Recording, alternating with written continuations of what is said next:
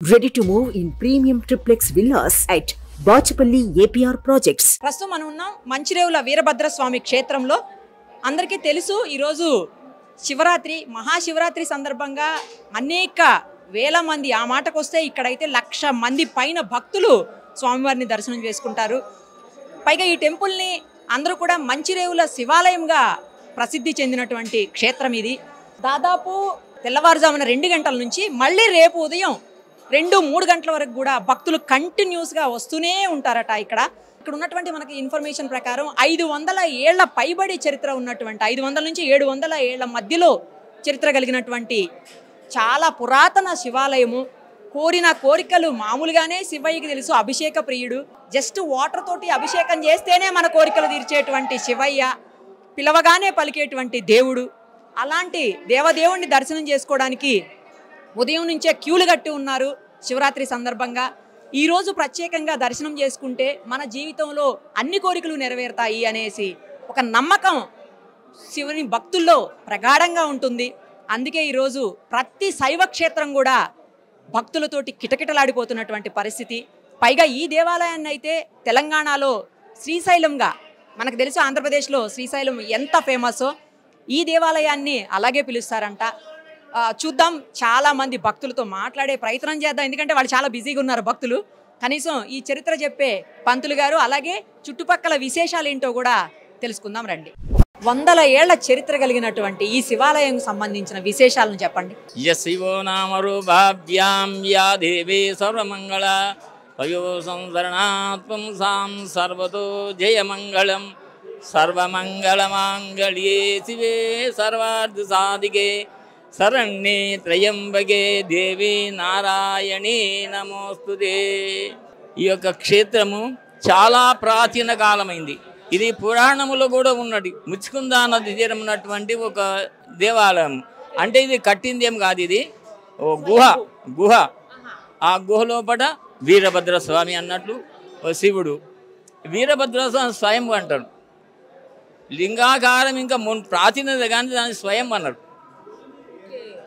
ఇది ఒక చాలా గుట్ట. ఇది ఆంధ్రప్రదేశ్కు శ్రీశైలం ఎట్లనో తెలంగాణకు ఇది కూడా శ్రీశైలమే.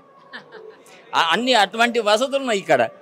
ఈ గుట్ట మీద దేవాలయము, మళ్ళా కింది పోయేటప్పుడు ఈశాన్యం దిగు నది ఉన్నది, అదే ముచ్చుకుందా నది. ఆ ముచ్చుకుందా నది చరిత్రల పురాణాల్లో కూడా ముచ్చుకుందా నది. ఆ ముచ్చుకుందుడు ఇక్కడ తపస్సు చేసినట్లు. ఎందుకోసానికంటే ఈ నది ఇక్కడికి సుమారు 57 కిలోమీటర్ల దూరంలో ముచ్చుకుంద గోలని ఉన్నాయి. ఆ పురాణంలో వస్తుంది, అది ఇప్పుడు భాగవతంలో వస్తుంది. అంటే ఆయన తిరిగి ఉండేప్పటికే ఇక్కడ ఈ నదికే ముచ్చుకుందా అన్న పేరు ఉన్నది. అంటే ఇక్కడ తగినటువంటి వసతులు లేక ఇది వెనకబడ్డది. అంటే ఇది కరెంటు ఇప్పుడు 20 సంవత్సరాలు కావచ్చు కరెంటు, అంతకుముందు లేకుండే.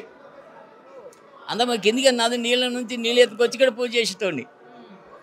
ఒక్కొక్క నాడు 4 మాటలు 10 మాటలు కూడా తిరిగి తీస్తుంటేవి. నీళ్ళు కిందికి తేవాలి, పూజకి నీళ్ళు ఉండకుండే. ఇక వచ్చిన బాబులకు ఆ నీళ్ళ వసతి లేక కూడా మంది కూడా ఓసారి వచ్చిండే మళ్ళీ రాకుంది. ఇప్పుడు దైవానుగ్రహంతో ఇప్పుడు ఏమైపోయిందంటే నీళ్ళ వసతి అయింది. ఇక మున్సిపల్ మెంబర్లు కూడా సహకరించి రోడ్డు మంచిగా చేసేస్తున్నారు, అన్నీ అనుకూలం అవుతున్నాయి. అంటే ఇది చాలా ప్రాచీనం. ఇక్కడ కొన్ని గుండాలని ఉన్నాయి. గుండాలంటే అవి ప్రకృతి సిద్ధంగా ఉన్నటువంటి గుండాలు. ఆ గుండాలు అందులో నీళ్ళు కూడా ఉన్నాయి. ఇప్పుడు ఏ కాలంలో నీళ్ళు ఉంటాయి. ఒక్కొక్క గుండము 20 ఫీట్ల లోతున్నది. బండ మీద ఉన్నదన్నమాట. ఈ పక్కకు ఒకటి మఠం అని ఉన్నది, ఒకటి శ్రీమఠం అంటాం. శ్రీమఠం అంటే మఠంలాగా ధ్యానం చేసుకోవడానికి ఉన్నటువంటిది. ఇక్కడ పూజలు చేసుకోవాలి, అక్కడ ధ్యానం చేసుకోవాలి, అటువంటిది అన్నమాట. ఇప్పుడు మఠం కాడు ఓనికి వస్తలేదు. ఇప్పుడు ఏంటికి వస్తానికంటే ఇక్కడ గ్రావెంట్స్ పక్క పండు గోడ పెట్టేసింది కదా. లేకుంటే పబ్లిక్ వచ్చిన వాళ్ళకి చెప్తుంటే ఆ మఠం కాడికి పోయమంటే పోయేస్తుంది. అది ఇదే గుహనమనే ఉన్నది. అది కూడా ఈ దేవాలయం ఎట్లుందో ఆ మఠం కూడా అట్లే ఉన్నది.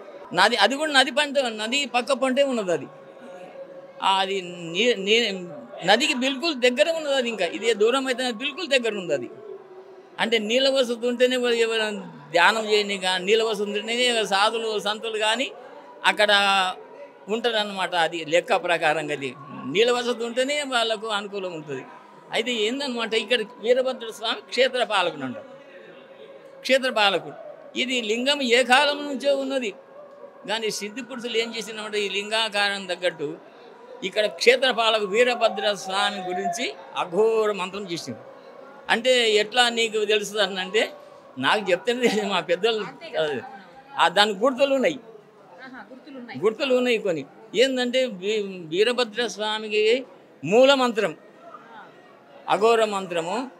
అఘోరేభ్యత ఘోరేభ్యో ఘోర ఘోరేభ్యో సర్వేభ్యో సర్వేభ్యో అస్తు రుద్రరూపేభ్య. శివుని యొక్క రెండవ ముఖం. ఇది ద్వారము దక్షిణ తీసుకోకున్నది. ఇది తూర్పు ద్వారం కాదు, ఇది దక్షిణ ద్వారం అన్నమాట. ఇటువంటి దేవాలయాలు సామాన్యంగా ఉండేవి. దక్షిణ తర్వాత ఇది. అదేందుకంటే వీరభద్ర స్వామిని ఆహ్వానం చేసేటప్పుడు రాపిడి చేసిండ్రు అనమాట మూల మంత్రాన్ని. రాపిడి చేసుడు ఎన్ని లక్షల జపం అయిందో ఆ గుర్తులు చూస్తే మీకు తెలుస్తుంది. బండ మీద ఆయన తీత పెద్ద గుంతలాంటివి. అంటే వీళ్ళ భక్తికి మెచ్చి సాక్షాత్ వీరభద్ర స్వామి నడుచుకుంటూ వచ్చినట్టు నమ్ముతారు. ఇప్పుడు ఇక్కడ కింద కమాన్ ఉన్నది ఒకటి, ఆ పక్కన నిశాన్లు ఉన్నాయి. ఏ కాలంలో ఉన్నటువంటి నిశాన్ అది. దాని మీద ఏం చేసిన రహస్యంగా పెట్టింది. దాని మీద మన్ను పోసి మన్ను పెద్ద బండ పెట్టింది. నేను 25-30 సంవత్సరాల కింద నేను మంది రాకుంది. అది అంతా ఊడ్చుకుంటూ చేస్తుంటే ఒకటి అద్దె కనిపించింది. ఈ బండ మీద అద్దె అంటుకుందని చెప్పి పూజ వర్గాల ఒక నిశాన్లు ఉన్నది. ఆ గడపతో బండను పక్కకు దొబ్బేసి చూసే వర్గంలో అచ్చు ఉన్నది. ఆడికెన్ని లెక్క అన్నమాట వీరభద్ర స్వామిది. ఆడికెన్ని వచ్చింది అన్నట్లు అక్కడ ఒక బండ ఎత్తు నిశాన్లు ఉన్నాయి. రాపిడి చేసినటువంటి గుర్తులు ఆడ పక్కకు ఉన్నాయి. ఆడికెని వీరభద్ర స్వామి నడుచుకుంటూ వచ్చింది అన్నట్లు నమ్ముతారు అనమాట. ఇష్టమైనటువంటి ఏదైనా కోరిక అయిందనుకో వాళ్ళు ప్రతి ఒక్కరు ఆ పాదాల దగ్గర కొబ్బరికాయ పూజ చేసుకుంటూ కొబ్బరికాయ కొట్టుకుంటూ వచ్చేస్తారు, గుళ్ళకి వస్తారు అనమాట. వీరభద్ర స్వామిది ఎక్కువ శివుని కొద్ది ఎక్కువ ఇష్ట దేవత. ఇప్పుడు మన తెలంగాణలో ప్రతి ఒక్క ఏరియాలో ఉన్నారన్నమాట ఈ వచ్చేటోళ్ళు. ప్రతి ఒక్కరు కూడా భక్తులు ఉన్నారు వీడికి వచ్చేటోళ్ళు. వీరభద్ర ఇష్టదేవత నమ్ముకుంటోళ్ళు. మళ్ళీ ఏంటంటే ఇక నది ఉంది కదా, నదిలో నీళ్ళు ఎప్పుడు ఉంటాయి, ఏ కాలంలోనే ఉంటాయి. వానకాలం కాక ఎండాకాలంలో అసలు ఎప్పటి జీల ఉంది. అందులో జీల ఉంటే ఎప్పటికీ చేపలు ఉంటాయి అన్నట్లు అనమాట. ఇప్పటి కూడా ఉంటాయి. ఇప్పుడు దాన్ని అది కలుషం అయిపోయి ఎవరికి అనుకూలం లేదు. అది ఇప్పుడు 30 ఫీట్ల లోతు ఉంటుంది అది. అందులో ఎప్పుడు చేపలు ఉంటాయి. అందులో ఈ భక్తులు వచ్చిన వాళ్ళు మొట్టమొదటి నదికి స్నానానికి పోయి అక్కడ స్నానాలు చేసి మళ్ళీ గుడికి వచ్చేటోళ్ళు. అయితే మొట్టమొదటి ఆ నది పక్కకు ఉన్నటువంటి చేపలకు ఏదైనా వేసేది, ఏదో పిండి ఏదో ఒకటి ప్రదార్థం వేసి మీకు అక్కడ చేపలకు వేసిన తర్వాత నీళ్లు తీసుకొని గుడి పూజకు వచ్చేటోళ్ళు. అందుకు కాలక్రమం నేను మచిలీ తొలత వాళ్ళ మచిలీ కోసం అక్కడ సేవ చేసింది కాబట్టి ఎక్కడ పోయిందని వాడు అడిగితే మచిలీ ఈశ్వర్. ఆ మచిలీ అక్కడ చేపలకు సేవ చేసిన తర్వాత ఇక్కడ మచిలీశ్వర్ అని ఇది మచిలీశ్వర లింగాన్ని పిలుస్తారు అనమాట. వీరభద్ర స్వామి క్షేత్రపాలకుడు. ఇదేదో మన తెలంగాణకు శ్రీశైలం ఇది.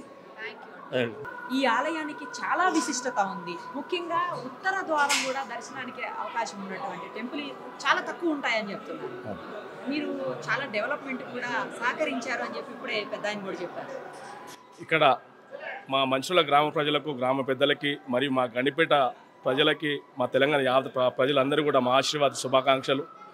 మాకు ఈరోజు మా శివుడు మాకు ఇచ్చిన అవకాశాన్ని మేము చేసుకోవాలని చెప్పేసి అని మా పంతులు గారు, మా ఉన్న గ్రామ పెద్దలు అందరి సమక్షంలో మేము మాట్లాడుకొని చేసుకొని ఈ యొక్క డెవలప్మెంట్ చేయడం జరిగింది. ఈ డెవలప్మెంట్ సహకరించిన ప్రతి ఒక్కరికి, మా మున్సిపల్ శాఖకి ప్లస్ మా పంతులకి, మా గ్రామ పెద్దలకి అందరూ కూడా పేరు పేరు కృతజ్ఞతలు. ఈ యొక్క అవకాశం మాకు కల్పించిన నేను చాలా దేవుడికి రుణపడి ఉంటా. ఈ సేవ చేసే భాగ్యాన్ని కూడా మాకు ఇచ్చినందుకు నేను ప్రతి ఒక్కరు కూడా నమస్తే చేస్తున్నా. ఇంకో విషయం ఏంటంటే ఇక్కడ ప్రత్యేకత మా పెద్దలు చెప్పినట్టుగా, మాకు పూర్వం మా పెద్దలు చెప్పినట్టుగా మేము అందరం కూడా ఒక 20 సంవత్సరాల క్రితం కూడా నడుచుకుంటూ వచ్చేవాళ్ళం. మట్టి రోడ్డు ఉండేది, ఏమీ బాట ఉండేది కాదు. అన్ని విధాల ఇబ్బంది పడుతూ ఉన్నప్పుడు కూడా ఇంతకుముందు పంతులు గారు చెప్పినట్టు పైకి వాటర్ తీసుకొచ్చి అభిషేకం చేసేంత పరిస్థితి కూడా లేకుండే. ఇప్పుడు పంతులు గారు చెప్పిన కింద కింద నది కిందికి నుంచి వాటర్ తీసుకొచ్చి నీళ్ళు తీసుకొచ్చి ఇక్కడ అభిషేకాలు చేసేవారు. మేము చూసేవారు, మేము చిన్న ఉన్నాం, మేము చూసినాం. ఎందుకంటే చూసిన బాధ ఏంటంటే అరే అప్పట్లో ఈ విధంగా ఉండే మనకు కావాల్సిన వసతులు మనం ఏర్పాటు చేయాలని చెప్పేసి అని కింద నుంచి గంగని తీసుకొచ్చి పైకి వేసే భాగ్యంలో వీళ్ళందరూ కూడా పాల్గొని అది కూడా ఏర్పాటు చేయడం జరిగింది. ఇప్పుడు వచ్చిన భక్తులు మన దగ్గరికి almost old city, Begum Bazar, Karnataka, Maharashtra నుంచి యావత్ మొత్తం తెలంగాణ ఆల్మోస్ట్ ఇక్కడ ఉన్న పరిస్థితులను బట్టి ఇక్కడ ఉన్న దేవుడి యొక్క ప్రాముఖ్యతను తెలుసుకొని ఇక్కడికి వచ్చి ఇక్కడ స్టే చేసి 1 వీక్ నుంచి ఇక్కడ ఉండి దేవుని సేవలో పాల్గొని అన్ని కార్యక్రమాలు వాళ్ళు ముందు తీసుకెళ్తూ ఉంటారు. మా పంతులు గారు చెప్పిన విధంగా వాళ్ళు ఏమి లేని పరిస్థితుల్లో వాళ్ళు చేసినందుకు కూడా వాళ్ళు కూడా కృతజ్ఞతలు చెప్తున్నాం మా గ్రామం తరఫు నుంచి. ఈ రోజు పర్టికులర్గా 1,00,000 మంది పైబడి భక్తులు వస్తారని వింటున్నానండి. ఈ రోజు 1,00,000-1,50,000 పైగా కూడా ప్రజలు వస్తారు. ఎర్లీ మార్నింగ్ 2 o'clock అభిషేకం మొదలైన నుంచి దర్శనం స్టార్ట్ అవుతాయి. ఈ రోజు midnight 2 గంటల నుంచి స్టార్ట్ అవుతాయి. రేపు ఉదయం 3 o'clock వరకు ఇదే విధంగా ప్రజలు సరిగా వస్తూ ఉంటారు భక్తులు. చాలా మంది భక్తులు లాంగ్ ప్లేసెస్ నుంచి కూడా నడుచుకుంటూ మరీ వచ్చి స్వామివారిని దర్శనం చేసుకుంటారట. మాకు ఓల్డ్ సిటీ నుంచి వచ్చి అక్కడ నుంచి అందరూ కవాడి ద్వారా వచ్చి కూడా మా దగ్గర జూలై ఆగస్టులో కూడా మా దగ్గర ఫెస్టివల్ లాగా ఉంటుంది. అప్పుడు వచ్చి కవాడి ద్వారా వచ్చేసి వాళ్ళు బై వాక్ నడుచుకుంటూ వస్తారు. చెప్పులు లేకుండా కవాడి భుజం పైన పెట్టుకొని నడుచుకుంటూ వస్తారు. దానికి అదొక ఉత్సవం లాగా తీసుకొని వస్తారు. గంగను మనకు ఇక్కడ నుంచి మీరు ఎక్కడ విశ్వనాథ్ మనకు అక్కడ నుంచి తీసుకొచ్చి ఇక్కడ గంగను సమర్పించుకొని తీసుకొని వెళ్తారు. ఆ తర్వాత కూడా ఇప్పుడు వచ్చే ప్రజలు కూడా మా దగ్గర చేస్తున్న సేవా కార్యక్రమాలు ఏవైతే ఉన్నాయో ప్రతి ఒక్కరు కూడా మా దగ్గర ఉన్న మండపం కానీ ఇక్కడ ఉన్న షెడ్ కానీ ప్రతి ఒక్కరు దాతలు ఉండి వాళ్ళందరూ సహకరించి మా దగ్గర శివునికి మన దాన్ని కూడా విగ్రహం చేపించడం జరిగింది. మన నార్సింగ్లో ఉన్న మా విలేజ్ అల్లుడు ఆయన మా ఊరికి కూతురు ఆమె కలిసి విగ్రహం కూడా చేపించడం జరిగింది. దేవుడికి వాళ్ళు కానుకల ద్వారా వాళ్ళకు ఇవ్వడం జరిగింది. ఇక్కడ కూడా ఏమైనా ఉన్నా చేసినా మా దగ్గర కానుకలు ఉండవు. ఎవరు వచ్చినా దర్శనం చేసుకొని తీసుకొని వెళ్తారు. అంటే మా దగ్గర ఉండి కూడా ఏమైనా ఉన్నా చేసినా కానీ ఎవరు కూడా ఏది ఉండదు. టికెట్ కూడా ఉండదు. ఈ దర్శనం రోజు ఏం పెట్టకుండా అందరు ఫ్రీ దర్శనం చేసుకోవాలని చెప్పేసి అందరూ మాటలు చేసుకొని అది చేస్తారు. ప్లస్ ఆ పండుగ సంబంధించి మా దగ్గర విలేజ్లో ఉన్న వాలంటీర్లు చాలామంది కూడా సేవ చేసుకుంటారు. ఆల్మోస్ట్ 24 గంటలు వాళ్ళు సేవా కార్యక్రమంలో పాల్గొంటారు.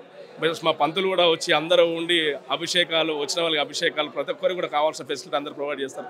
మళ్ళీ ఈ శివరాత్రి అయిన తర్వాత మాకు 10వ తారీఖు రోజు 11వ తారీఖు రోజు మాకు బృంగేశ్వర సేవ దేవుడి సేవ ఉంటుంది. మళ్ళీ మాకు 11వ తారీఖు రోజున రథోత్సవం ఉంటుంది. విలేజ్లో నుంచి ఆల్మోస్ట్ 2 కిలోమీటర్లు తీసుకొచ్చి ఇక్కడ దేవుడిని తీసుకొచ్చి దర్శనం చేయించి తీసుకొని అందరం కూడా గ్రామ పెద్దలు అందరూ కూడా పాల్గొని ఈ యొక్క కార్యక్రమానికి జయప్రదం చేస్తారు. ఈ యొక్క ప్రాముఖ్యత మా దేవుడికి పంతులుగా చెప్పిన మరో శ్రీశైలం కావాలని చెప్పి కూడా మేమందరం కూడా కోరుకుంటున్నాం. మాకు తెలంగాణ ప్రభుత్వం కూడా అన్ని విధాల సహకారాలు అందించి ఈ గుడికి డెవలప్మెంట్ చేసే విధంగా చూడాలని చెప్పి కోరుకుంటాం. ఇంకోటి మా యొక్క ఇది వంశపరంపరంగా వచ్చిన దేవాలయం. ఈ వంశపరంగా వచ్చిన దేవాలయాన్ని కూడా ఇప్పుడు మాకు వేరే విధంగా కొన్ని విషయాలు వింటున్నాం. దాని విషయంలో కూడా మేము అన్ని విధాలుగా మేము కొన్ని కార్యక్రమాలు కూడా చేసి ఈ యొక్క వంశపరంగా వచ్చే దేవాలయం ఇదే విధంగా ఉండాలని చెప్పేసి సహకరించవలసింది కూడా అందరిని కూడా కోరుతున్నాం.